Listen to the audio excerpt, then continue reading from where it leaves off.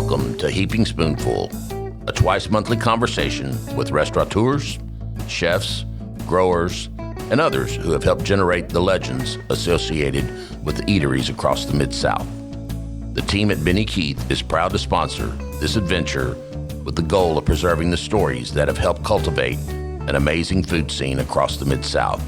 So kick back and enjoy a Heaping Spoonful.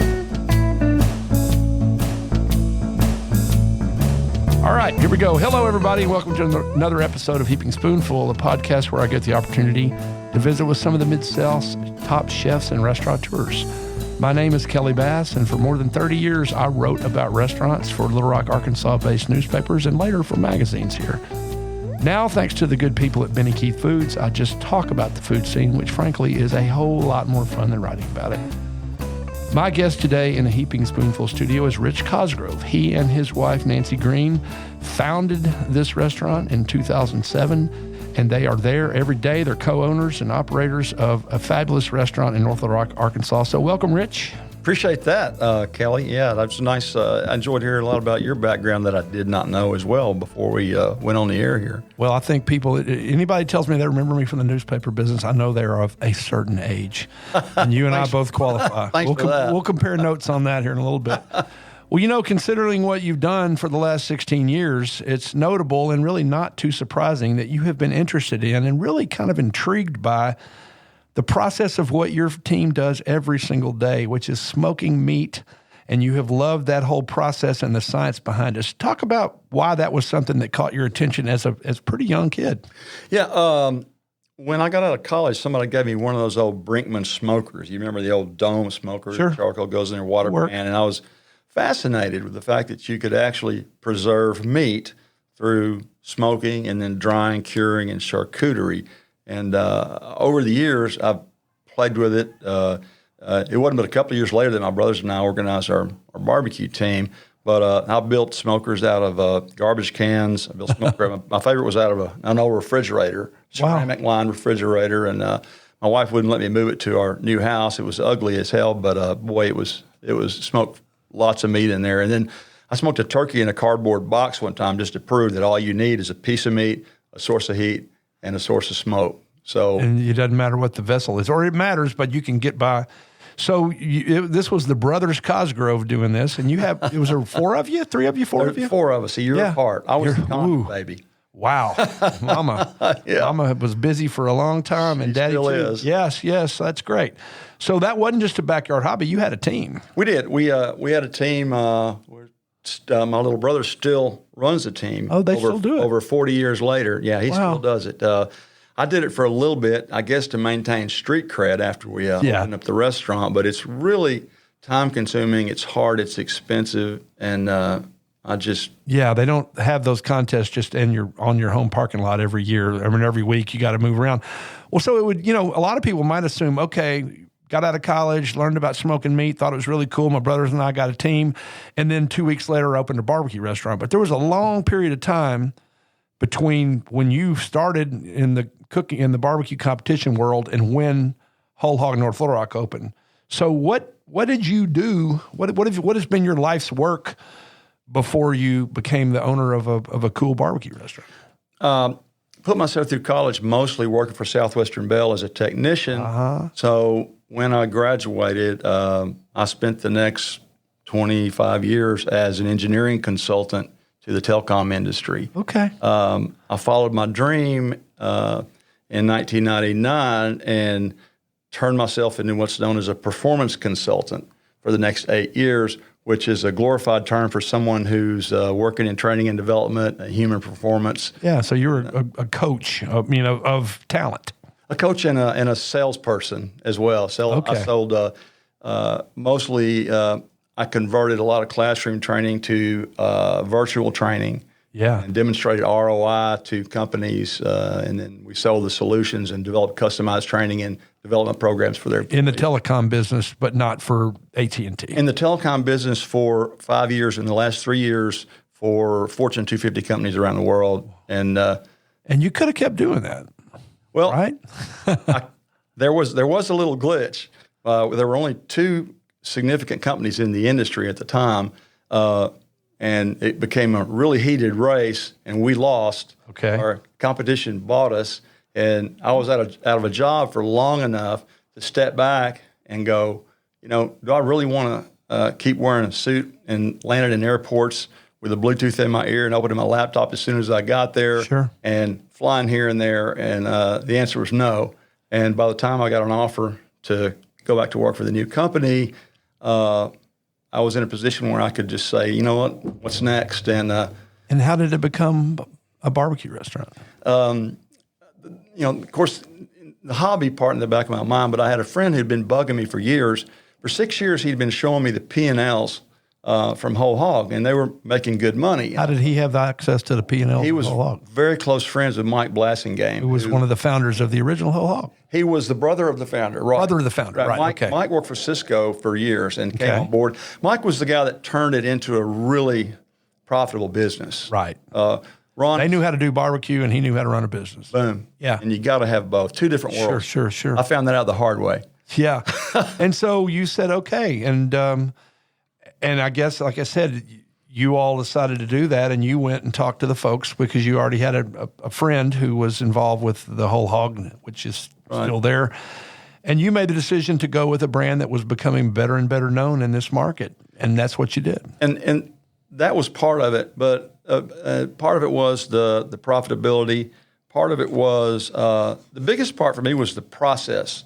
They had developed a process, and actually, Mary Beth Ringgold, I got to give a shout out to her. Love her. Helped those guys develop that process. And here's how you do a restaurant. This goes here, that goes here. If that, then this, and it was very straightforward. So what we do is simple. It's not complex. It's not easy. Right. It's difficult, but it's not complex. And so that you mean the process of creating the food and running the restaurant. The process of producing lots and lots of quality food. 3,000 or so, or 3 tons, of meat a week. 3 to 4 tons a week. Yeah. And that's, start doing your math, 6,000 to 7,000, 6,000 to 8,000 pounds of, and so that's it. But the thing I have said about Whole Hog, and there's some barbecue, locally owned, family operated barbecue restaurants that I love, is consistency.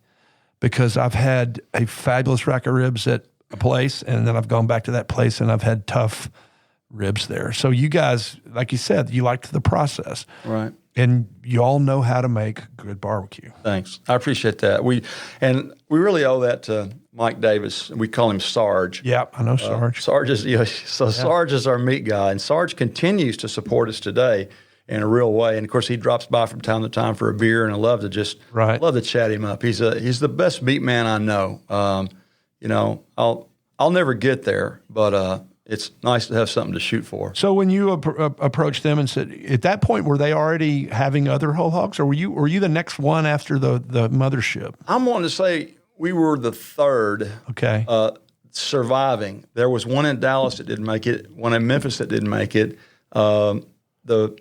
The first one that made it was Santa Fe, and then Bentonville, and then us. Wow.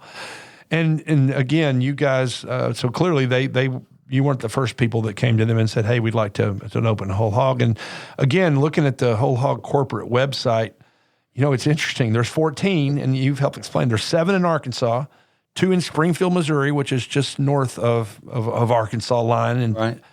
2 in New Jersey. And you told me that a guy that's involved in the one in a couple of Little Rock lives in New Jersey. Mm-hmm.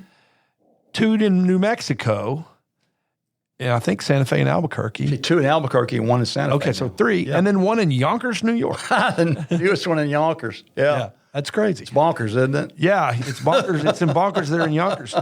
So your arrangement with Whole Hog was a licensing agreement, which is explain the difference to our listeners in a licensing agreement and a franchise agreement. That's also one of the main things that attracted us to the Whole Hog business model.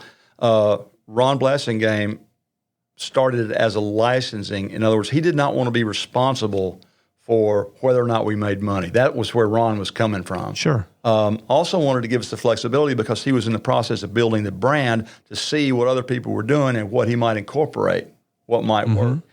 So we had complete flexibility. We even have our own logo. Right. So he doesn't tell you that you got to have this kind of tablecloth and you got this menu exactly. So they taught you how to do what they do and then said, go for it. And that's the difference between a franchise and they really don't dictate anything to us. We don't even have to sell barbecue, although it would be kind of dumb not to. Yeah. But they said, here's the name, here are the recipes, here's the business model. Take what you want, change the rest. And we instantly changed some things. But as importantly is we've kept a lot of things the same that have changed around us that we thought were better. Yeah. And you're really the only one of those that's still around from the old licensing agreement. The rest of them are franchise stores, best that you know? That's right. We were all offered a deal several years ago to jump on as a franchise, which have been better for us financially. But, as you and I have talked, it's not about the money for us. It's about the art. It's about the fun. It's about what we can do. How can we make this cool? And it wasn't worth the money for us to sacrifice our flexibility. Yeah, and you're really about creating experiences and creating joy, and I know you've thought a lot about that because again, I've seen you and heard you say, we're not really in the food business. We're more so in the hospitality business, but we're really in the enchantment business. That's exactly right. And it's, that the words give people an idea of what you mean by that, but talk about how that plays out in the day-to-day world of Whole Hog North Little Rock. When people walk through the door, it's important to have good quality food and consistently good quality food, but that's table stakes, Kelly. Right. That's everybody's got that or they wouldn't be in business. Right. So for us, it's about the pixie dust. It's about everything from the lighting to the music to the warmth of the space, which Nancy does a phenomenal job of creating. It's how you feel. It's when you're in there, we want you to be enveloped with warmth. It's our employees that have been there forever. Right. They know our customer's name. They know what they want to order. So it's wrapped everything in a bow. It's not really about the process. It's not really about moving people through there. It's about making people feel significant. Yeah, making people feel connected.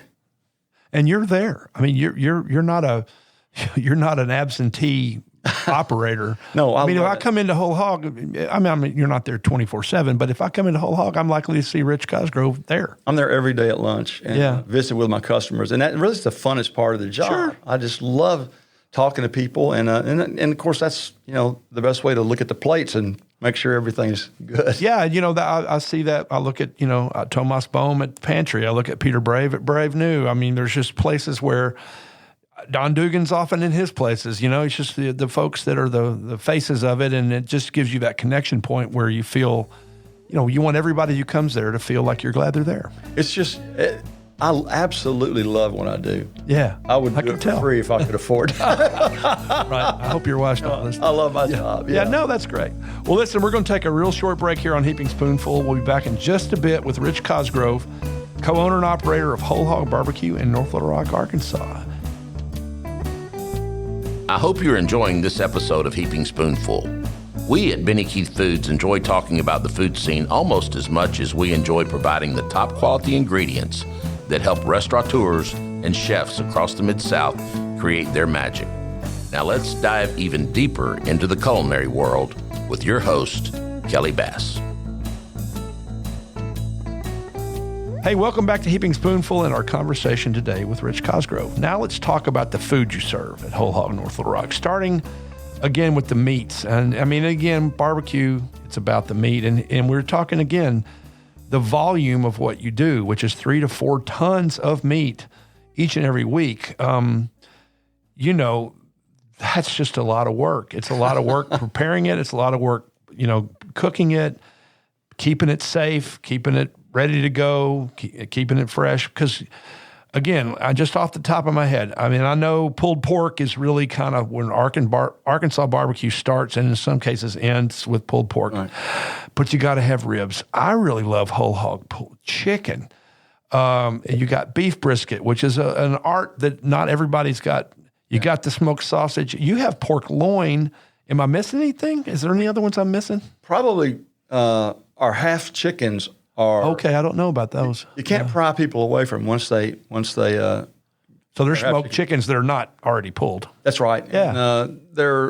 And, you have to understand the way we do them. It's a labor of love. It's extremely difficult, and you'll never get a bad one. And I can't say that about anything else. You might get some dry meat from time to time, but you will never have a bad half chicken. We don't.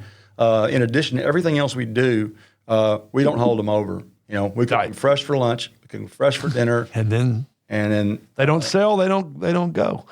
Yeah, and one thing you do consistently with again the first whole hog is you got all those sauces, and there's 6 of them, and they go by number, and I'm a 3 guy. That's my thing. Me too. Yeah, three's my one in my life. My wife's a 1, but so talk about rundown, because it's 5 the one that's a little bit more mustard based. 6 is mustard. 6 one, yeah. Yeah, it's 6 has. Really is the only one that has a fan base. Right. We have tons of fans. We sell very little of it, but the fans are very vocal. Yeah. Carlton Wing sends me pictures and posts pictures on social media of a bottle number 6 sauce. At one time, feeding a swordfish with it, and he on his dashboard crossing state lines and stuff like that. Yeah, so, that's great. But we also have, again, because of our freedom and flexibility, we have, of course, we have the volcano sauce, which is our super hot sauce, but we have the shack sauce, the original shack sauce. We make it in-house every day from scratch. It doesn't have a number. It's just Shack. It's just Shack sauce. Okay. Yeah. And for those who don't know, the Shack was a legendary barbecue restaurant in Little Rock. I remember when it was at 3rd and Victory, and I went with my father, and it was the ultimate be-all, end-all. And people have you do replicate their sauce, but people have talked about it for a long time. Love it. And then we have something called White Gold, which is an Alabama-style white barbecue sauce developed by Big Bob Gibson in the 20s in Alabama. And it's people like it. It goes great with chicken. We also keep Craig's barbecue sauce. Oh, from Craig's in Devils Bluff. And I love that sauce. Yeah. Craig's Hot is one of my favorite sauces. So we're not about, pushing our own stuff. We are to the extent that we think it's quality, but we like to think we're impresarios. So well, if you're throwing a bone literally and figuratively to Shack and Craig's, good one. Those are legends that Craig's is still rocking and rolling in Devils Bluff, and yeah, that's really cool. What about sides? Let's talk about, potato salad, beans, slaw. That's kind of the big 3 when I think about barbecue. Period. Yeah, and that's what we push. That's what we do. The whole hog, a lot of the other whole hogs are reaching out and doing a lot of other things. We are not. However, our mac and cheese is phenomenal. We only have it on Tuesdays and Fridays because it's extremely difficult to make. Yeah. It's not open a can and heat it up. Yeah, it's not a craft. It's got Italian panko and white cheese and yellow cheese on top, which we toast after we cook it, and then we have soups. Our soups are really good, but our gumbo is made completely from scratch with a real duck fat roux. Wow! And it's phenomenal. Tim Bryant, our partner Daniel, who we haven't mentioned, but who does a phenomenal job for us. Basically, he lets us run the place, but he's got so much restaurant experience. Daniel's got opened probably 25 restaurants in his career, and Daniel's a young man. But Daniel, when it comes to critical points, Daniel's always in there with the right answer for us. Well, Tim, his brother, is also one of our partners. Okay. And Tim developed our gumbo recipe. Tim's also runs Hillcrest Artisan Meats. Okay. Hillcrest Area Market. Sorry. Yeah, I thought that. Ham. Yeah. Still ham, still catty corn from Hill Station, but not Hillcrest Artisan. And Tim makes some incredible dishes over there. But Tim developed our gumbo recipe. And people come in on Wednesdays and Thursdays when we have gumbo from all over just for the gumbo. All right. Well, I tell so many of my Heaping Spoonful guests that I can't wait to come to the restaurants. One I talked to yesterday that will soon launch is from Corinth, Mississippi.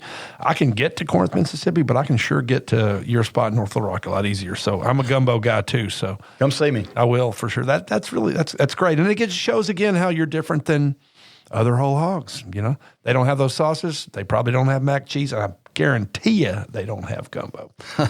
and you serve, again, I'm sure the vast bulk of your business are people walking in there saying, I'm hungry, make me a plate of barbecue. They sit down, they love it. Maybe they can't finish it all and they get a go box. Maybe they don't. But then you've got your buddy packs, and I have used those in the past because you're never going to make anybody mad when you're going to their house or they're coming to your house and you whip out whole hog barbecue.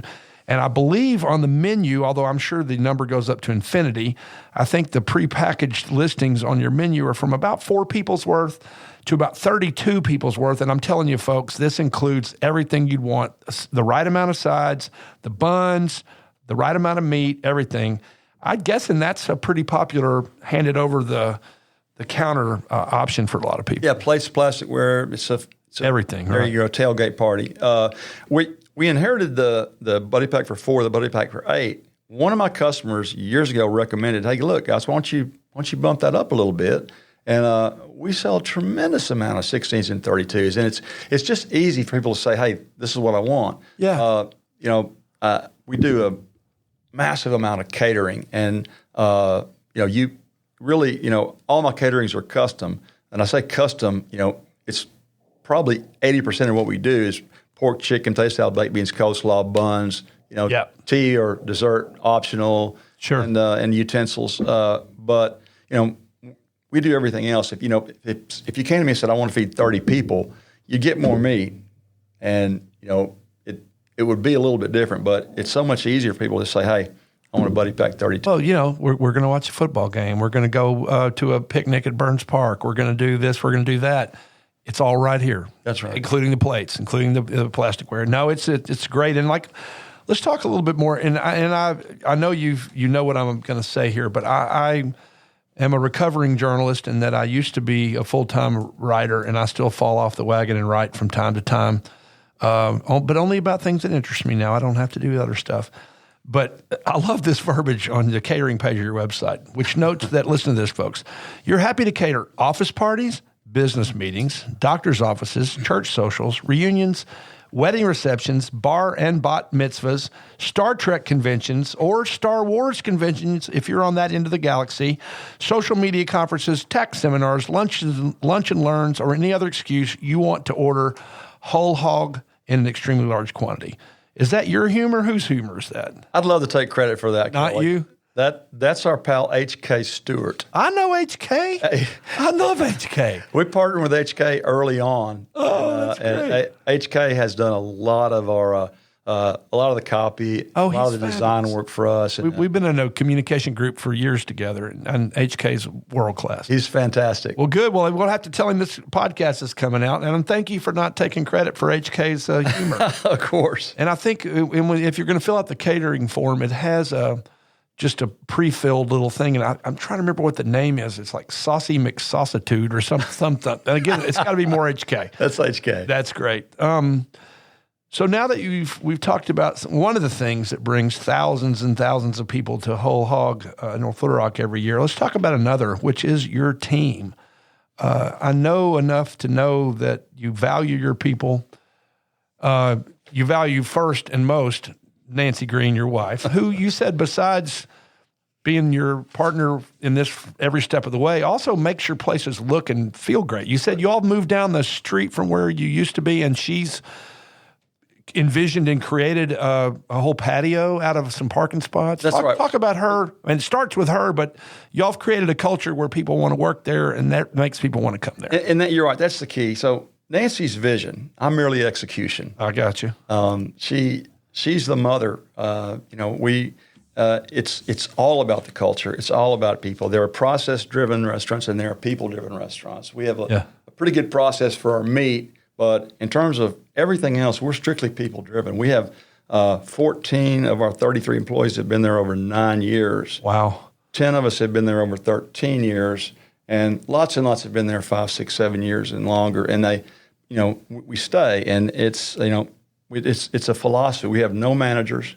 We have no job titles. You're just all Whole Hog team members. It's a pro basketball team. Everybody passes. Everybody runs the floor. Everybody rebounds. Big guys still play the middle. Small women still play the point. People are not managed. Things are managed. People are led. Yes. And people don't work for money. They have to make a living wage. People work for autonomy, ability to make an independent decision, feel like they have ownership of the business, which they do. You'll never hear us ever issue a direct order. Ask a question. Do you think it'd be a good idea if? Autonomy, mastery, the ability to continue to develop themselves and become good at what you do. And purpose, which is For us, it's a place to work at, I call it the 5 R's: respect, responsiveness, responsibility, resourcefulness, and resilience. Yeah. We don't talk about it. We demonstrate it. Again, we lead. Right. And that extends to our people, us, our customers, and our vendor partners. Right. Equally important. In hiring people, is the key. David with David's Burgers is probably the best I've ever known at being able to size somebody up just from looking. He said, if they come through the door walking fast, he goes, that they might be a good catch. Yeah. But, John Wooden, basketball coach. Of course, UALR legend. I mean, UCLA legend. Said the 2 things you can't coach are height and heart. Yeah. For me, that's character and attitude, and that's what I hire. If I see somebody that's got a ton of restaurant experience, it's kind of a red flag. Right. Give me a chimpanzee, 2 bananas, and 30 minutes of his attention, and I'll give you somebody that can do the things that we do. Right. If you didn't have, if your parents didn't raise you right, You're right. If you didn't grow up with good friends, that kept you, nice and kind and enthusiastic, I don't want you. Well, we work with a fabulous man named John Harrison, who was a former Caterpillar executive who went away to help coach business leaders and individuals on how to build great business cultures. And his process is you got to hire values-driven, passionate people, and then you can inform them. It's VIP too, values-driven, informed, passionate people.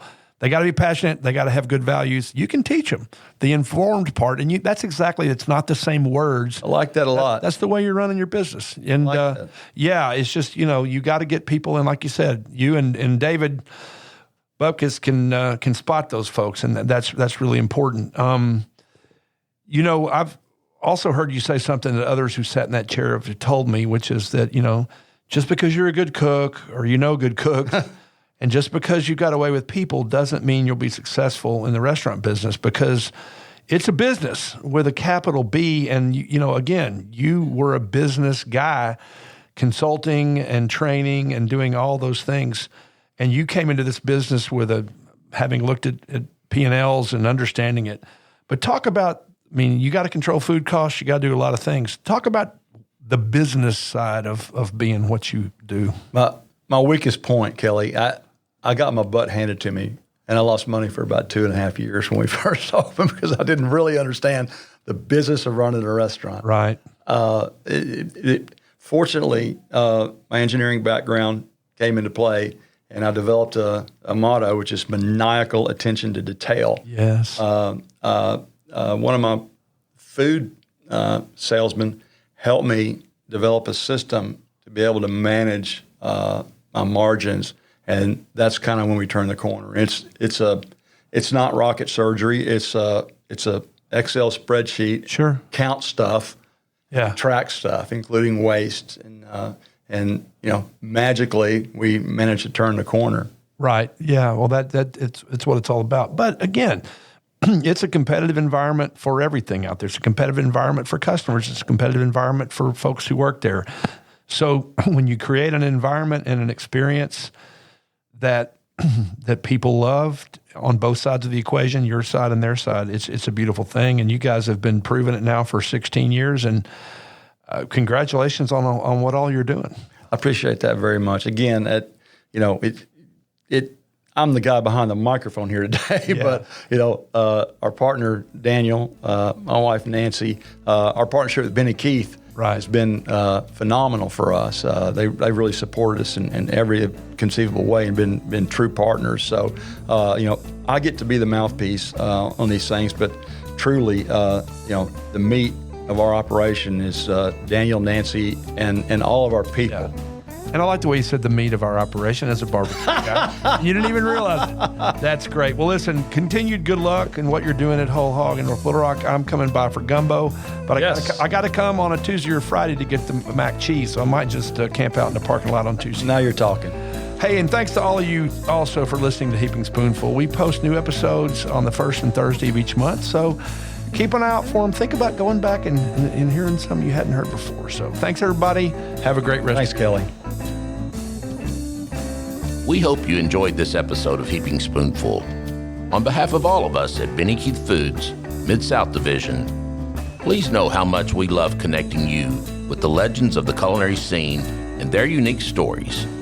I look forward to the next time we can offer you another Heaping Spoonful.